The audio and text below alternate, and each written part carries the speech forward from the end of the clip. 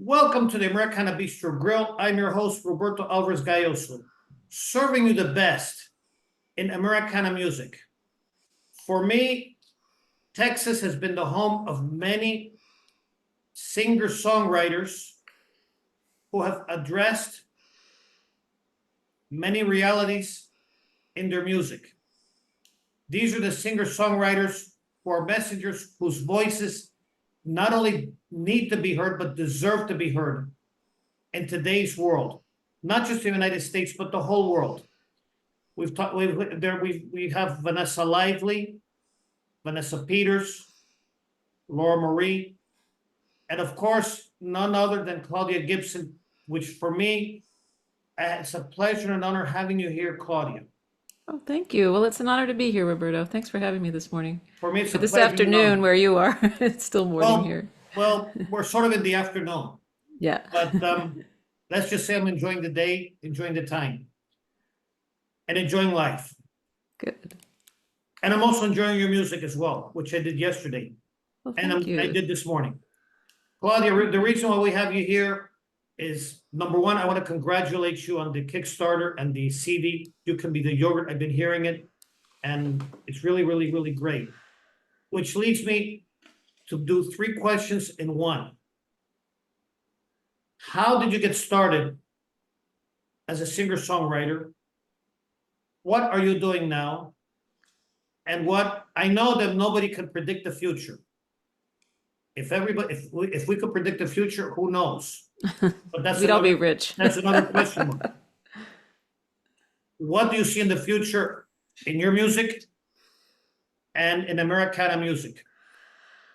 Oh, well, how did I get started? I got started pretty young. I think I was about 11 when I picked up a guitar, my sister's guitar. I kind of sneaked it while she was off at community college. I would sneak into her bedroom and use it.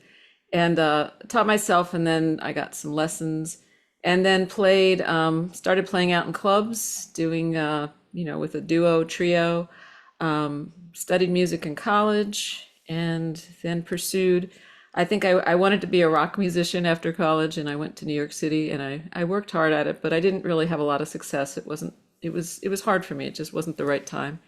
And then I kind of took a step back and moved up to the country and had kids and raised kids and moved out to Texas. And my kids got older and graduated and went off to college and careers. And I figured it was time to start. And that was 2015. And so I started just going to open mics again and, working my way up the food chain. And after, 2016 was my first album, Step by Step. And then I kind of moved up, and I ended up, a nice thing happened. I won the Woody Guthrie song contest for a song called Dreamers, which is about the young, the children of undocumented immigrants coming in and making their way. And got to go out to Woody Fest and play there. And then the next year, a lot of good things happened. I played in the Kerrville New Folk competition and a few other nice things, pre-COVID. So I kind of worked my way back up, and I was doing music. I think I was more successful than my first time around because I was doing music that was closer to my heart, that was more meaningful. I was writing better songs. And what's going on now is this, you mentioned the Be the Yogurt. That was my Kickstarter campaign, and this is the actual album, The Fields of Shazy, which was produced. We did it last summer here in Texas. Walt Wilkins produced it, and Ron Flint. We recorded it here in Austin with some wonderful musicians on it, and it was just released March 1st, and we're about to have a video premiere of a video for the song, the title song, The Fields of Shazy, which was directed by my daughter-in-law, Babette Siobhan Gibson. She's a really talented videographer, and she works as a camera operator in New York City. So she had a little time during the strike and during the fall and winter to work on it, and that'll be premiering next week. So that's, exciting stuff that's going on. And the reason we had the Kickstarter was to raise money for a publicist, because my first album, well, I thought it was a good album, and I had an EP after that, Louisiana Sky. If you don't have a publicist to really put it out there in the world, there's so many people releasing things that you're not going to get much attention. So this one's I'm finally getting reviews, which is nice, and it's climbing up the folk chart. and it's also on the Americana chart, which is super nice. So those are all really positive things that are happening. I just played a wonderful gig the other night in a beautiful listening room in Austin, called the O4 Center, with two other songwriters, Anna Larson and and whose name is flying out of oh, Erica Longoria, the other night. So I'm starting to get those kind of gigs. So COVID was a definite step back for me, and for most artists, because it was a lot of places closed, a lot of listening rooms closed, and a lot of venues, all kinds of venues closed. And then when people started booking again, of course, they wanted the more established artists, which makes sense because they were, hanging there by a thread, a lot of these venues. And now it's starting to open up a little bit more. And with a publicist and with getting my music more well known, I'm going to be leaving it's very exciting because next month I'll be leaving my full-time job. I've worked in a school library for 14 years, running a high school library.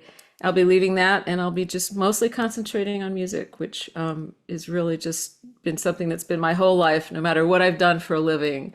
Writing songs, performing songs, playing music with other people.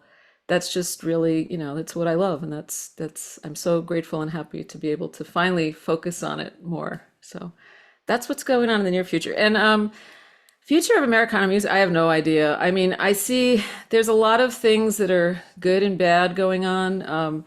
There's a lot of stuff that people are worried about, that AI is going to take over music. I think for the kind of music I do, where, at its basis, you're sitting in front of an audience and you're playing, if it's just you and an acoustic guitar, you're playing. You can't fake that. No. And I think a lot of the music that that independent radio stations are playing, college, independent folk stations, they don't make much money at all doing it, but doesn't lend itself really to like pop does to AI and that sort of thing.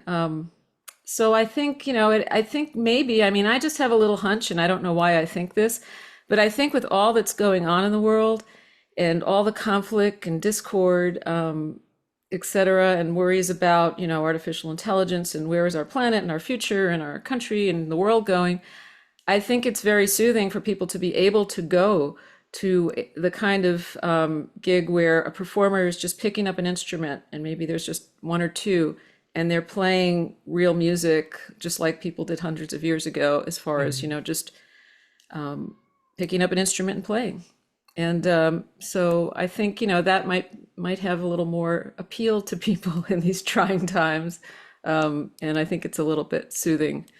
I'm going tonight up to the Saxon Pub, which is another wonderful listening room in Austin, to hear Rodney Crowell and Sam Baker, who were two artists that I've just really respected and enjoyed over the years. And it's a small room, the Saxon. I'm relatively small, and it's one of those venues in Austin that's kind of legendary. So I'm looking forward to that, and I know it'll be a full house. And I think those kind of experiences are what people kind of need and want right now. So it resonates for me as well. I do want to congratulate you, Claudia, on your. I've heard all of your music. I've heard all of your music. Plus, I've also heard Vanessa Lively and Laura Marie and other Austin musicians. Yeah, they're good Really, friends. I'm congratulating you on doing a really great job in Thank keeping you. the true music alive. You don't need the artificial intelligence or anything. You just simply do No, it down no. to earth. Yeah. In my program, they wanted me to do artificial intelligence, but I don't. I don't. I had someone else do a caricature for me of that, but that's another issue. But I want to congratulate you on maintaining a live Americana music, and also the fact that your music, along with the music of your fellow Austin musicians, which are also my favorites, that you have been able to maintain the live music and the down-to-earth music at a time when the world needs it. Yeah. Yeah. I think so. With Yeah. this interview, I go around the world. Many of the musicians that I've interviewed have been heard in Asia, have been heard in Africa, the Middle East, even in Latin America. And yes, many people need the music. They need it. My next question, before leaving and before asking for a favor of many people, where can we find your music? You can find my music, first of all, if you go to my website, claudiagibson.com. It has links to everything, including there's a player on there. You can hear the songs. You can buy an album directly from me, which is nice to do for artists. But you can also go onto any of the streaming services like Spotify, Amazon, any of the ones out there, YouTube Music, and you can hear my music. You can hear my latest album. You can hear my earlier stuff. So it's all on there. And the reason I say, check out a website too, because there's other things on there as well.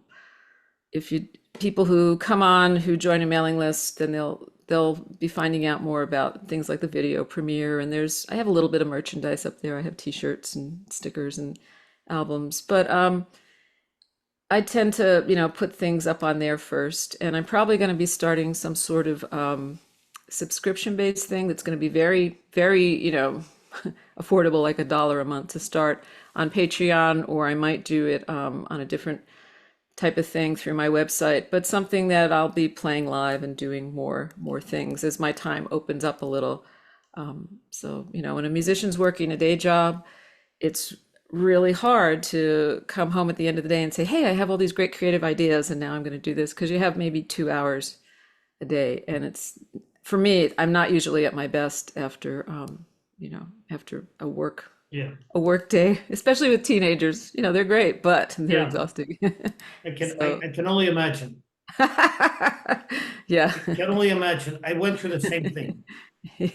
Yeah. It's but now that I just find it's kind of the reason we named the Kickstarter Be the Yogurt was, it was, my husband's a chef and he always said, well, you have to have yogurt to make yogurt. And it's true, if you have a little bit of something good going on, that tends to snowball. It can in a bad way too, if bad things are happening. But with good stuff and with art and with getting your music out, really, it's mostly people finding out. So word of mouth, if you listen to my stuff and you like it, share it with someone, share it on Instagram or Facebook, or just say, hey, I heard this artist, I really like them. And that's really important for independent artists, because we don't have, there's really not much in the way of record companies anymore. They're only for the really big pop artists and for country artists. And, the days of being signed with a record company and having them do all that work, that's gone. So independent artists like us, we depend on word of mouth. If you think, oh, I really like this person, I'd like to hear them more. Well, think about hosting a house concert, which is not, if you have room for 20 chairs in your living room or your patio, anyone can do that. And, we all travel around. And so, yeah, check it out, listen to the music, join the mailing list, and, don't be afraid to ask, like, hey, would you consider, coming and doing a show in my town? Because most of us are like, yes, we would love to do that, so, and work it out. So I do another addition here. For my public, I'm inviting people to support independent artists. Please go to their concerts, buy their products, go to the concerts and buy the products, and also support them via Patreon or via other artists like Spotify or anything. Please sponsor them, because this is really great music and they need it. And also support the venues that support independent artists, support the programs that also are supporting independent artists. My message to independent artists are also this. I'm inviting all independent artists that want to be interviewed in the Americana Bistro Grill. We've been in the business of interviewing independent artists since 2014. First with AMI Radio, and now with the AG News Show here in Facebook, YouTube, and all the other mediums. In addition, and last but not least, I know that there's an organization that helps Austin musicians, the Health Alliance of Austin Musicians. Please, if you have the money and the heart, please donate to the Health Alliance for Austin Musicians, because they help the independent musicians take care of themselves so that they can perform for you. We'll be having Claudia Gibson's website in our YouTube and in other mediums, and we're also gonna also be putting the links for Facebook, Instagram, where she and other independent artists are. And also we are going to be publishing the link for the Health Alliance of Austin Musicians so that you can donate. Also, we're available in as I said, YouTube, Facebook, Instagram, and all the other mediums. We're still working on getting on Spotify, but when we get on Spotify, we'll let you know. For me, Claudia, it was a pleasure and an honor having you here. Oh, thank you, Roberta. Likewise. It's wonderful. So thanks for having me. Without much, from the heart of Florida to the whole world, this is Roberto Alvarez-Galloso saying peace in, peace out, and peace everywhere. Until the next time.